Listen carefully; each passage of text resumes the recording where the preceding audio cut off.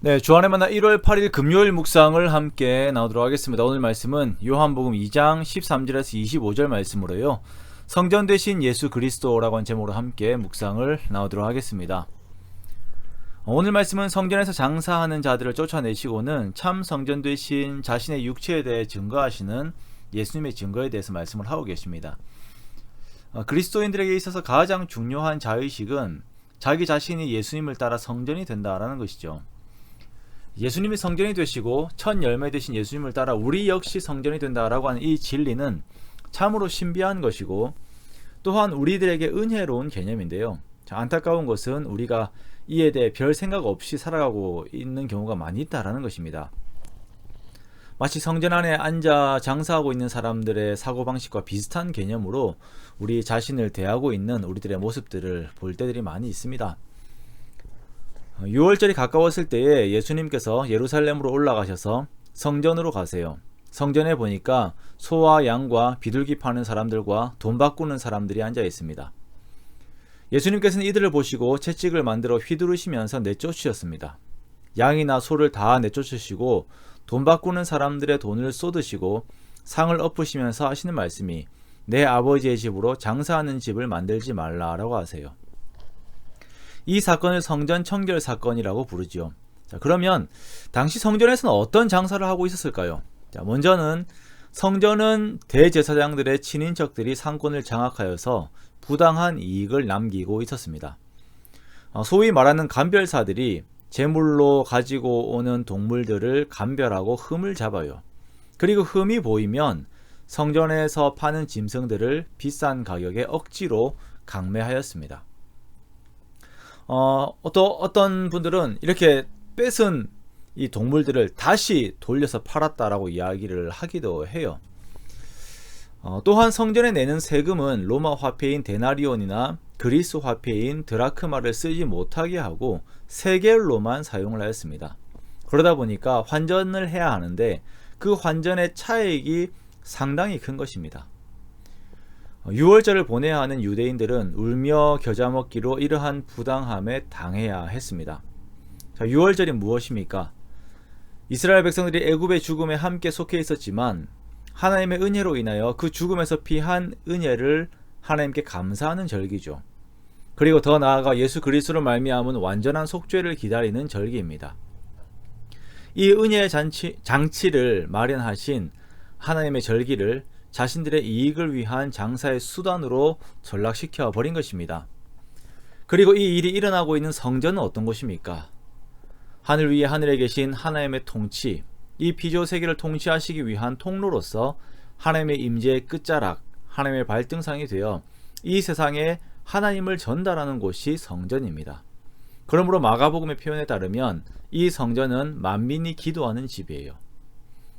하나님의 사자들이 오르락내리락 하는 곳입니다. 그러나 성전은 그 본래의 기능을 잃어버리고 단지 이 세상의 법을 따라 돈을 버는 곳으로 변해버린 것입니다. 이것들을 두고 예수님께서는 분노하시며 이 판을 다 엎어버리시는 것입니다. 그러자 유대인들이 이러한 일을 행하시는 예수님에게 표적을 구해요. 자, 이에 예수님께서는 묘한 말씀을 하십니다. 너희가 이 성전을 헐라 내가 사흘 동안에 일으키리라. 도저히 이해할 수 없는 말씀이죠. 그러자 유대인들은 무슨 말을 하냐며 말합니다. 이 성전은 46년 동안 지었는데 3일 만에 일으키겠다고? 무슨 소리를 하는 거냐라고 물어요. 여기에서 예수님께서는 당시에는 도저히 이해할 수 없는 성전의 개념을 말씀하신 것입니다. 하나님의 임재가 이 땅에 머물게 되는 장소적 개념의 성전이 이제 한 인격으로 옮겨져서 광야의 성막이 옮겨지는 곳마다 하나님의 임재의 장소가 변하면서 이스라엘과 함께 하신 것처럼 한 인격으로 다니시는 예수님이 하나님의 임재가 머무는 임마누엘로서의 성전이 되시는 것입니다. 예수님께서는 하나님이시고 육체 가운데 하나님이 머무시는 성전이 되셔서 이 땅에 하나님을 나타내셨습니다. 당시 유대의 성전은 그 기능을 하지 못하고 강도의 소굴이 되어 있었지만 예수님께서 친히 성전이 되셔서 이스라엘의 하나님의 임재와 예배와 올려지는 기도의 역할을 감당을 하셨어요. 이 성전의 기능에 대한 부분에 포커스를 맞추어서 예수님을 따라 성전된 우리들의 삶을 돌아봅니다. 오늘의 말씀이 교회에 자판기를 두어도 된다, 그렇지 않다의 논쟁으로 쓰여지는 본문이 되어서는 안 되죠. 성전된 우리 자신들이 하나님 앞에 드려질 때에 강도의 소굴이 되어 있느냐, 아니면 하나님과 교제하며 기도하는 곳이 되어 있는가라는 것을 우리가 함께 돌아보는 것입니다. 우리의 삶을 돌아보십시오. 나 자신의 존재 이유를 돌아보십시오. 내가 하나님과 교제하고 기도하는 성전으로서의 나 자신입니까? 아니면 이 세상에서 돈 버는 기관으로서의 나 자신입니까? 우리는 나의 근본적인 존재 이유를 명확하게 해야 합니다. 우리는 성전된 자로서 가장 우선된 것이 하나님과 교제하는 것이에요. 이것을 잃어버렸다면 우리는 아무것도 아닙니다. 우리는 예수 그리스도로 인하여 하나님과 연결된 자들이고 은혜의 보좌 앞에 담대히 나아갈 수 있는 자들입니다. 그리고 그것은 은혜임과 동시에 의무입니다. 우리는 매 순간 하나님을 의식하고 기도하며 살아야 하는 자들이에요. 나 자신을 돈 버는 기계로 생각하지 마십시오.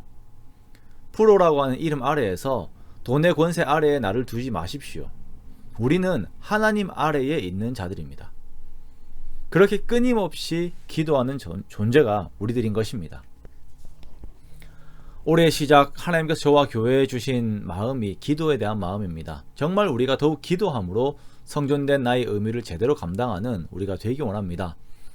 성전된 나를 통하여 하나님의 뜻을 이 땅에 이루시고, 성전된 나를 통하여 성전된 교회로서 함께하는 우리를 통하여 하나님의 통치를 이루신다라고 하는 것을 항상 깊이 있게 마음에 간직하며 주의 뜻을 구하고 주의 뜻을 이루는 우리가 되기 원합니다. 그리하여 채찍이 아닌 주님의 칭찬을 받는 주님의 종된 저와 여러분이 되시기 원합니다.